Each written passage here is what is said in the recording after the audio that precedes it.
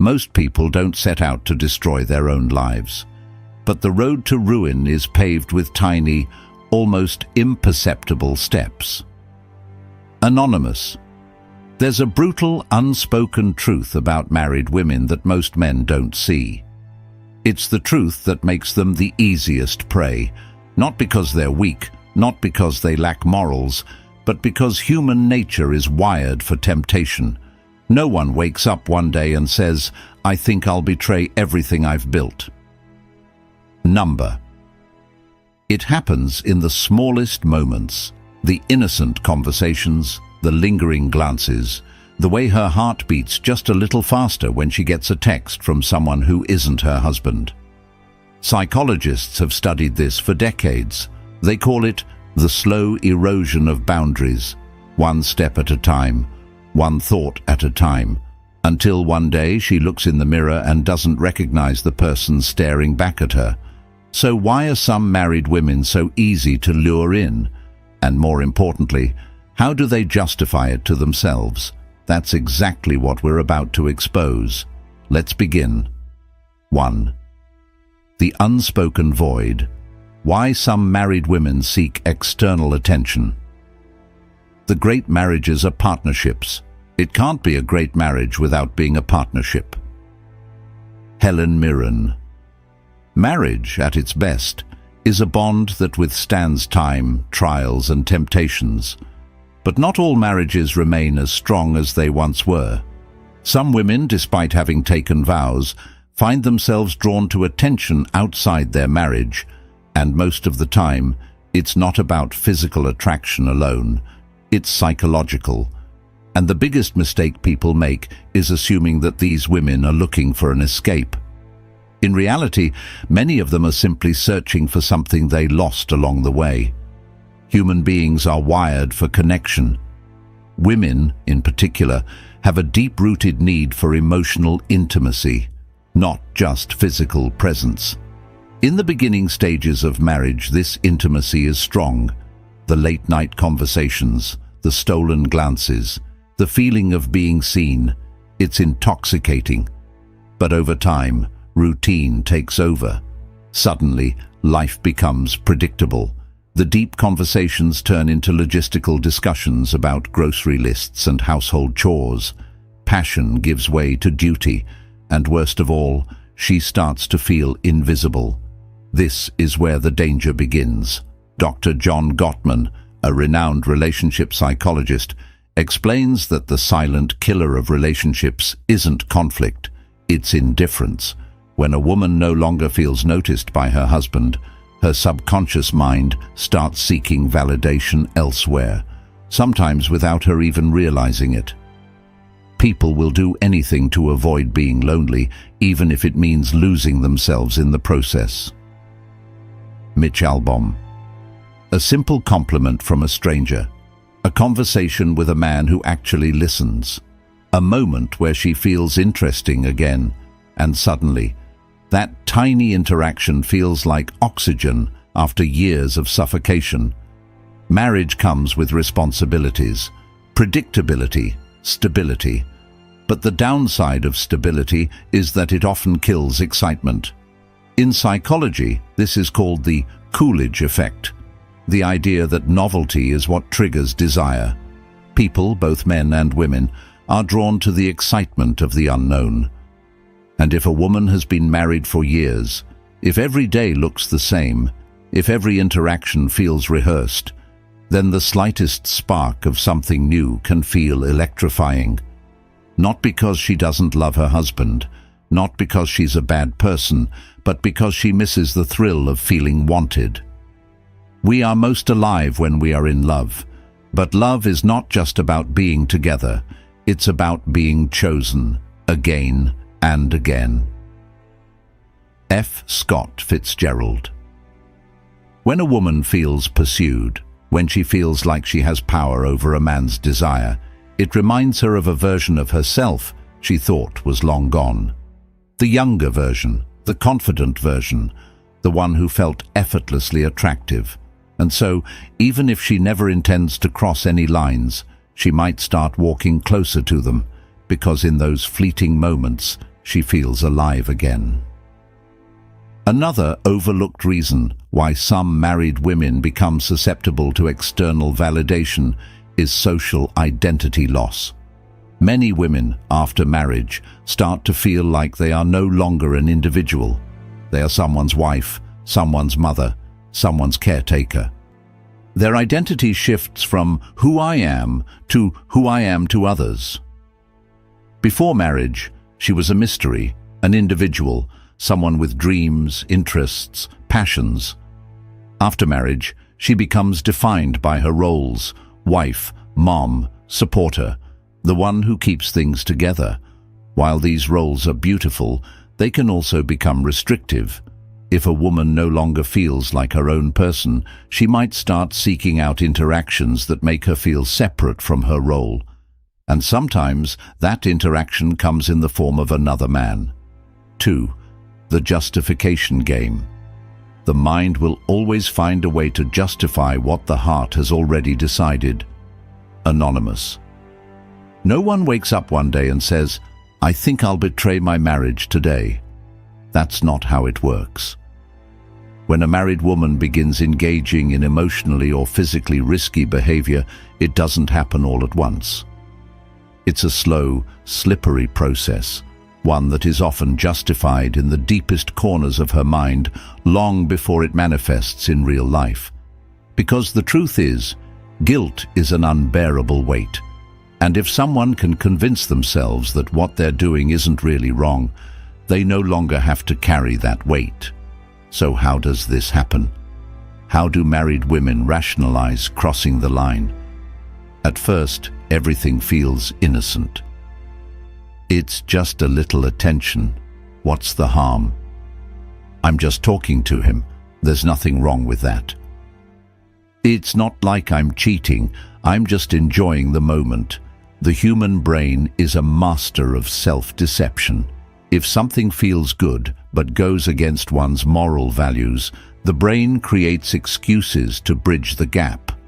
Psychologists call this cognitive dissonance, the tension that arises when our actions contradict our beliefs. And when that tension becomes too much to bear, the mind bends reality to protect itself. The easiest person to fool is yourself. Richard Feynman. So, a woman who was once completely loyal starts playing mental games.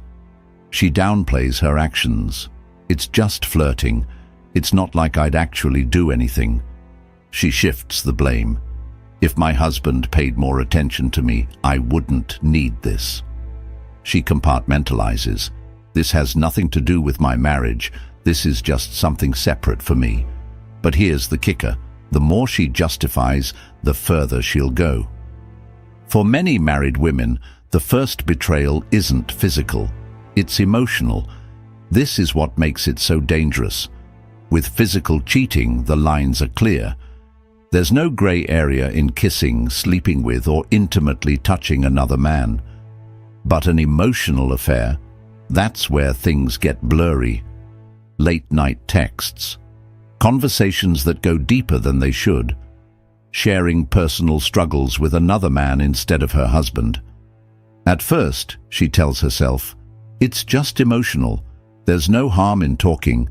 But emotional intimacy is powerful. When a woman shares her mind, her thoughts, and her emotions with a man, she's already started detaching from her husband. Cheating isn't always a physical act. The moment you start keeping secrets from your partner, you've already crossed the line. Unknown. And this is where the real danger lies, because when emotions are deeply involved, physical boundaries start to break down. The "I deserve this" justification. The last and most dangerous rationalization is the "I deserve this" mindset. At this stage, a woman no longer sees her actions as questionable. In her mind, they are justified. I've sacrificed so much for this marriage. I deserve to feel good again. He's ignored me for years. If he doesn't care, why should I?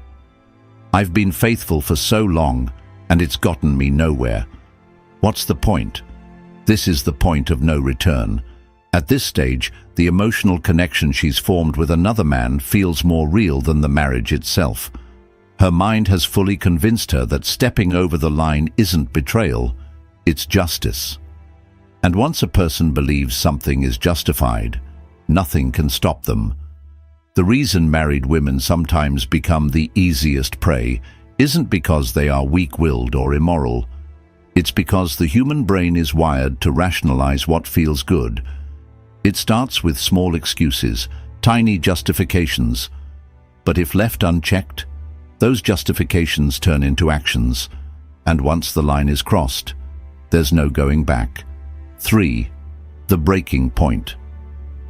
The chains of habit are too weak to be felt until they are too strong to be broken. Samuel Johnson. Every story has a point of no return, a moment where there's no more just talking, no more innocent flirting, no more rationalizing. The game is no longer a game, it becomes real. And the scary part, most women don't even realize when it happens until it's too late. In psychology, there's a concept called threshold theory. It explains why people who swore they'd never do something eventually end up doing it. Because the hardest part isn't doing it, it's doing it the first time. The first time she sends a message she knows she shouldn't send.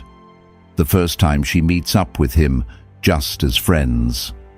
The first time she feels his hand linger a little too long and she doesn't pull away. That's the moment where everything shifts. Because after that first time, the second time is easier. What we do repeatedly, we become. Aristotle. And before she knows it, what once felt forbidden starts to feel normal. Here's the biggest lie people tell themselves when they're on a dangerous path.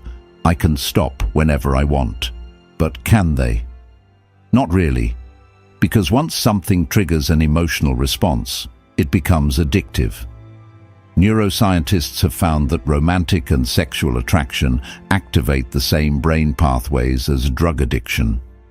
The dopamine rush of a new connection feels intoxicating, like a hit of something she didn't even realize she was craving. So even if she tells herself, this is the last time, she'll find a reason to go back. Because at this point, it's no longer about the other man, it's about the feeling she gets when she's with him. At first, lying feels unnatural. The first time she hides a message, the first time she makes an excuse. The first time she feels her heart race when her husband asks, "Who are you texting?" It feels wrong, but the human mind is terrifyingly adaptable. And after a while, the guilt turns into strategy. She gets better at covering her tracks. She compartmentalizes so well that she doesn't even feel guilty anymore. She starts believing her own lies, and this is where things spiral. Because the longer the secret exists, the harder it is to escape. She might tell herself, I'll end it next week, next month, soon. But weeks turn into months, and by the time she realizes she's trapped in her own web, it's too late. Here's the final shift that happens in a woman's mind when she's gone too far. She stops seeing her marriage as her primary relationship.